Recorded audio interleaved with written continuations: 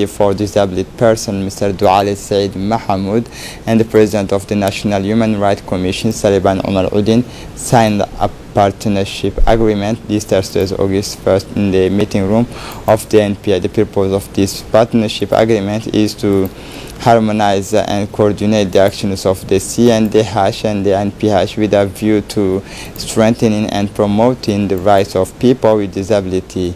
It describes the conditions of engagement as well as the obligations between the two parties. The Republic of Djibouti ratified the Conventions on the Rights of Persons with Disability on June 2012. This legal instrument for the promotion and protection of the right person with disability. In this respect, both parties are committed to improving the living condition of people with disability, combating discriminations, and removing the obstacles faced by people with disabilities.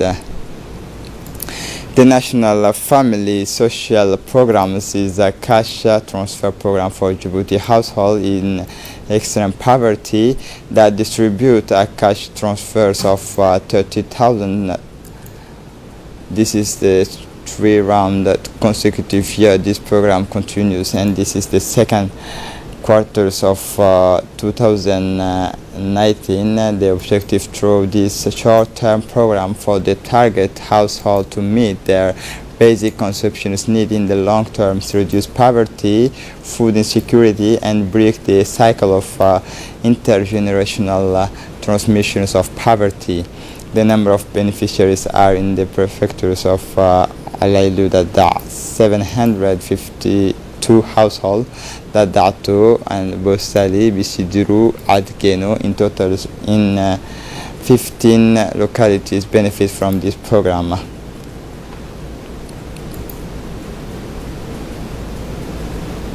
In the context of welcoming the latest wave of Djibouti pilgrims, the organizer committee in Mecca meet consultations to discuss the conditions of reception, but also the beginning of the pilgrimage rite planned in the coming days.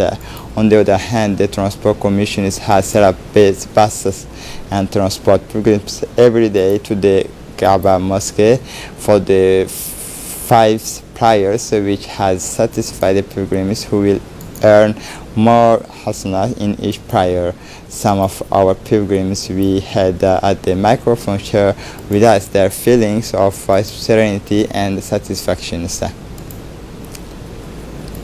The 2019 Djiboutian Pilgrimage Committee is in full swing to welcome Djiboutian pilgrims and perform the pilgrimage rites in the best condition. In addition to the daily transport to the Mecca Mosque, the Health Commission makes significant effort to provide health assistance to Djiboutian and Djiboutian pilgrims. Diabetic patients and pilgrims suffering from rheumatism are requested to be cared for by the staff of doctors and nurses who accompany Djibouti pilgrims. A nurse explains the activities carried out daily by the medical team for the benefit of pilgrims.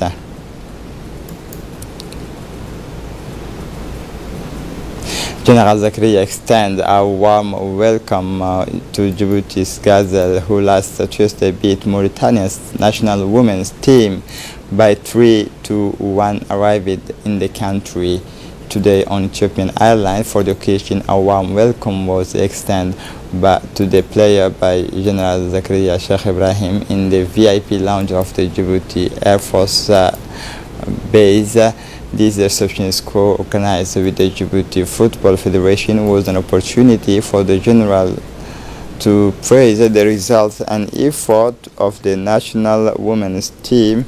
The Chief of the General Staff of the Djiboutian Armed Forces also took this opportunity to encourage the Gaza to keep moving forward, proud of their victory.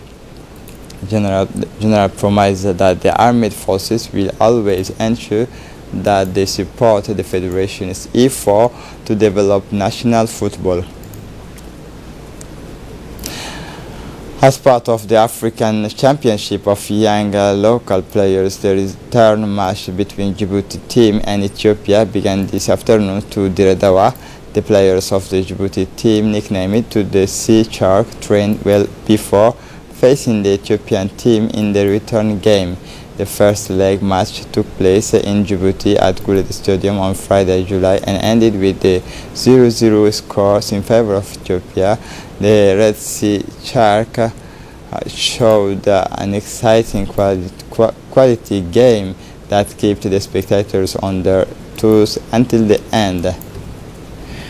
Under the aegis of the Secretary of State and the other CDC in the capital, those in the interior region, the young people from the CDC of Dakhel set off this morning for Tujura, a white city with 5 mosques. The main objective of this excursion is the first to show young people under 17 years of age who will discover the city of Tujura for the first time, and then through this activity, the Secretary of State for Youth and Sport wants young people from different regions to know each other and exchange ideas in order to forge a bond of friendship, proposed the regional deputy directors of the Secretary of State for Youth and Sport.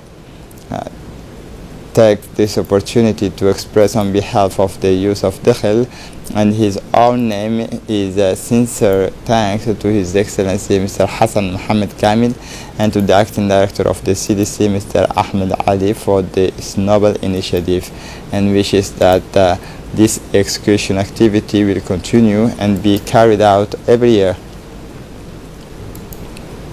In the afternoon of August 3, 2019, at 2 p.m. a fatal road traffic accident occurred on the National Road 1 at Pika 14 involving a vehicle with the drivers and 3 passengers on board arriving at Pika 14 in a curve and driving at excessive speed. The driver loses control. He turned his steering wheel and to his left in relation to his direction of travel and leaves the road.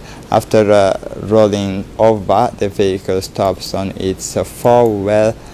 In this accident, the passenger sitting next to drivers was killed on impact and the other 3 passengers were seriously injured. The operations of the funding as well as the regulations were carried out by the gendarmes of the Road Safety Brigade of Pika 12. For the international scene, Tony Elemulu Foundations Empower African Entrepreneurs. Young African entrepreneurs were urged to consider private investment as the key to unlocking potentials in Africa. The recommendations was made by keynote speakers at Tony Elemulu's recently concluded Entrepreneurship Forum, which brought together entrepreneurs and thousands of beneficiaries in Abuja, Nigeria.